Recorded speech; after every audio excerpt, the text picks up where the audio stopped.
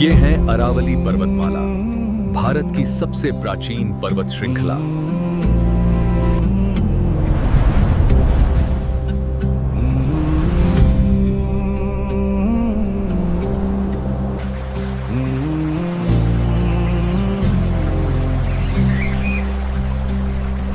अरावली रो रही है, पत्थरों में दर्द भरा है। सदियों से जो खड़ी थी, आज उसका दम घुट रहा है। हवा में जहर घुला है। सोचिए, दिल्ली एनसीआर की हवा और जहरीली होती जा रही है, पानी का लेवल नीचे गिरता जा रहा है और नॉर्थ इंडिया का नेचुरल शील्ड धीरे धीरे खत्म हो रहा है। इसी बीच इंडिया की सुप्रीम कोर्ट ने अरावली हिल्स को लेकर एक बहुत बड़ा डिसीजन लिया है। कोर्ट ने अरावली की नए यूनिफॉर्म लीगल डेफिनेशन को माना है और नए माइनिंग लीसेस पर फ्रीज लगा दिया है। जब तक एक proper scientific sustainable mining plan नहीं बनता, तब तक कोई नई माइनिंग नहीं। पर इस डिसीजन ने एक नया एनवायरमेंटल डिबेट भी शुरू कर दिया है। अरावली रेंज क्या है और क्यों जरूरी है?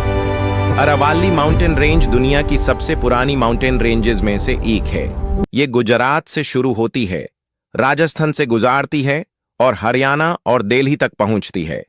अरावली का रोल सिर्फ पहाड़ होने तक लिमिटेड नहीं है। ये थर डेजर्ट को फैलने से रोकती है, ग्राउंड वाटर रिचार्ज में मदद करती है, फॉरेस्ट्स और वाइल्ड लाइफ को सपोर्ट करती है और दिल्ली एनसीआर के लिए नेचुरल एयर बैरियर का काम करती है। इसीलिए एक्सपर्ट्स कहते हैं अरावली वीक हुई तो पोल्यूशन स्ट्रांग हो जाएगा। माइनिंग और डैमेज की कहानी पिछले कई सालों से अरावली पर हैवी माइनिंग होती रही है। स्टोन माइनिंग, इलीगल क्वारिंग और अनकंट्रोल्ड कंस्ट्रक्शन ने पहाड़ों को काफी नुकसान पहुंचाया। कई जगहों पर पहाड़ काट दिए गए, जंगल खत्म हो गए, पानी के सोर्सेज सूख गए।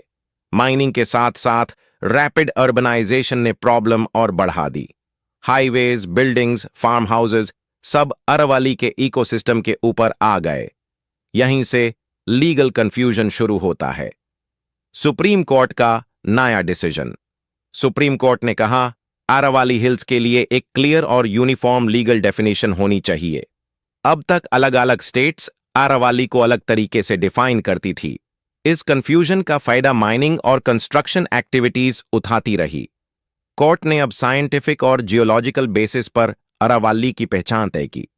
और यहीं पर आता है एक और इंपॉर्टेंट रूल, 100 मीटर रूल और माइनिंग फ्रीज। कोर्ट ने ऑर्डर दिया कि अरावली के आइडेंटिफाइड हिल एरियाज के 100 मीटर के रेडियस में कोई नए माइनिंग अलाउ नहीं होगी। इसके साथ नए माइनिंग लीसेस पर फ्रीज।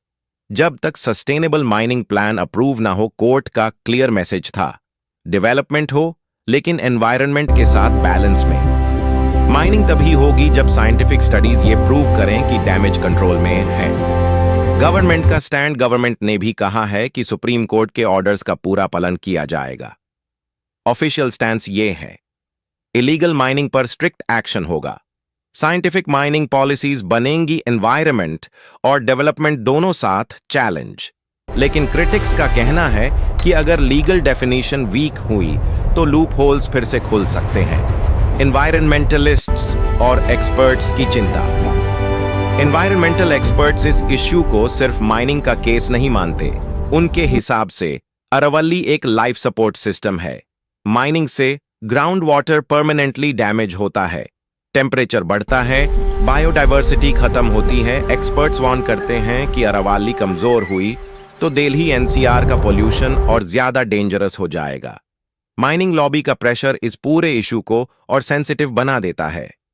आम लोगों पर असर। इस डिसीजन का इंपैक्ट सिर्फ फाइल्स और कोर्ट्स तक नहीं है। लोकल विलेजर्स और फार्मर्स पानी की कमी से जूझ रहे हैं, हेल्थ प्रॉब्लम्स फेस कर रहे हैं। सिटीज जैसे दिल्ली, गुड़गांव, फरीदाबाद, जयपुर इनको मिलता है ज्यादा pollution, heat waves, water crisis. मतलब अरावली का फ्यूचर डायरेक्टली हम सबकी लाइफ से जुड़ा है। आगे क्या हो सकता है अगर सुप्रीम कोर्ट का डिसीजन स्ट्रांग तरीके से इंप्लीमेंट होता है? तो अरावली को रिकवर होने का मौका मिलेगा, पोल्यूशन कंट्रोल हो सकता है, वाटर रिसोर्सेज इंप्रूव हो सकते हैं। लेकिन अगर रूल्स डाइल्यूट हुए तो माइनिंग फिर से बढ़ सकती है, इकोसिस्टम इररिवर्सिबल डैमेज झेल सकता है। ये डिसीजन सिर्फ लीगल नहीं, फ्यूचर डिफाइनिंग डिसीजन है। अरावली सिर्फ पहाड़ नहीं है, ये हमारी सांसों का प्रोटेक्टर है।